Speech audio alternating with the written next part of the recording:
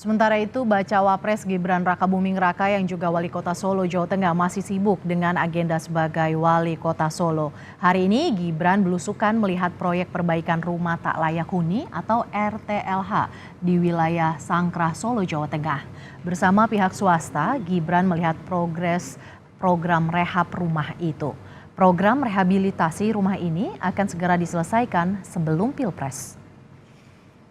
Cicil ya, memang mas sini yang paling banyak Sangkrah, makanya banyak CSR tuh dari Pak Aryo, ada Cilani dan macam-macam. Kita keroyokan di sini ya, terutama di Berarti untuk yang belum tadi memang akan tetap dicarikan CSR. Iya CSR atau ngantri dari APBD dari Perkim nanti. Ya, wes ya, yuk ning Teknopark yuk. Tadi sambutan warga banyak yang mendoakan komentarnya, Mas. Nggih, makasih nggih.